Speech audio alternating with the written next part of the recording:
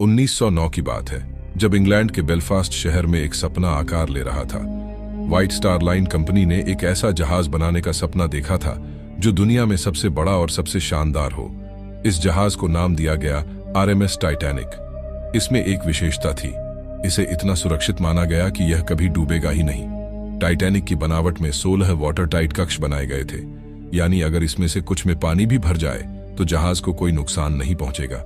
बस इसी विशेषता के कारण इसे अजेय यानी अनसिंकेबल का खिताब मिला।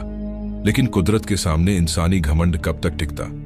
10 अप्रैल 1912 को टाइटैनिक इंग्लैंड के साउथहैम्पटन बंदरगाह से अपनी पहली यात्रा पर रवाना हुआ।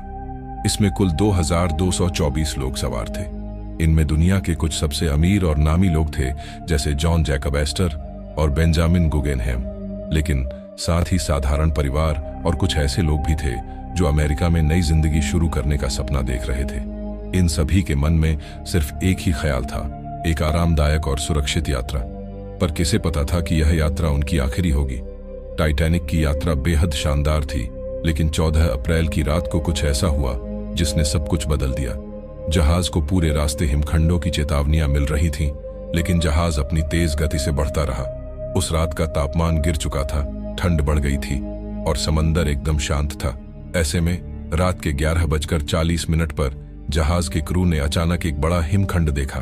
उन्होंने जहाज को बचाने के लिए मोड़ने की कोशिश की, लेकिन तब तक बहुत देर हो चुकी थी। टाइटैनिक की रफ्तार और वजन की वजह से वह हिमखंड से टकरा ही गया। हिमखंड से टकराने के बाद जहाज के कई वाटर टाइट कक्षों में पानी तेजी से भरने लगा। पहले लोगों को लगा कि यह सिर्फ एक हल्की टक्कर थी, लेकिन धीरे धीरे अफरा तफरी मचने लगी। जहाज के अधिकारी जानते थे कि जहाज अब डूबने वाला है। उन्होंने लोगों को लाइफ बोट्स के लिए निर्देश देना शुरू किया, लेकिन यहां एक और बड़ी समस्या थी। जहाज पर लाइफ बोट्स की संख्या कुल यात्रियों के मुकाबले बहुत कम थी, इतनी कि सिर्फ 1178 लोगों को ही बचाया जा सकता था, जबकि जहाज पर 2224 लोग मौजूद थे। जैसे जैसे समय बीतता गया, टाइटैनिक का अगला हिस्सा डूबने लगा और जहाज का पिछला हिस्सा ऊपर उठता चला गया। कुछ लोग लाइफ बोट्स में जाने में सफल हुए, लेकिन कई लोग पीछे छूट गए। यात्री और क्रू ठंडे पानी में कूद गए, लेकिन पानी का तापमान इतना कम था कि ज्यादातर लोग कुछ ही मिनटों में ठंड से बेहोश हो गए। कई लोगों के पास कोई विकल्प नहीं था और वे अपने प्रियजनों के साथ जहाज के डूबते हुए हिस्से में ही खड़े रहे। वह रात किसी के लिए भी नहीं भुलाई जा सकती थी। टाइटैनिक के डूबते समय पास के सभी जहाजों को SOS संकेत भेजे गए। एक जहाज जिसका नाम था कारपेथिया उस रात मदद के लिए तेजी से दौड़ा। करीब 4 घंटे बाद कारपेथिया वहां पहुंचा और उसने 705 लोगों को बचाया, लेकिन जब तक यह पहुंचा कई लोगों की जान जा चुकी थी।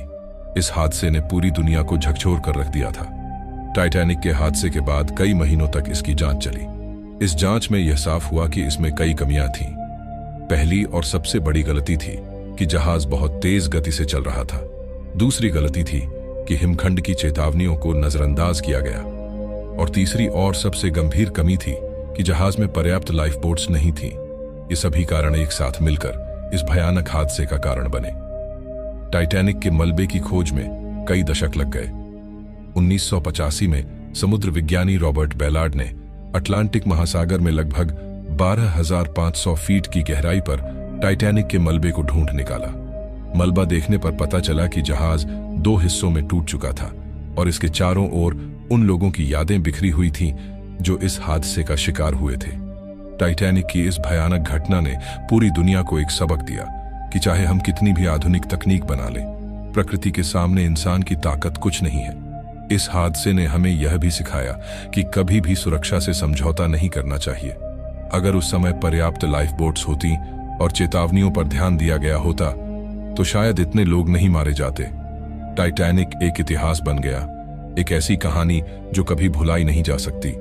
यह एक दर्दनाक याद है, एक सीख है और एक ऐसी घटना है जो हमें हमेशा याद दिलाती है कि कभी भी किसी चीज को अजेय नहीं मानना चाहिए। अगर आपको यह वीडियो पसंद आया तो इसे लाइक और सब्सक्राइब जरूर करें और हमारे साथ जुड़े रहें ऐसी ही ऐतिहासिक कहानियों के लिए। धन्यवाद।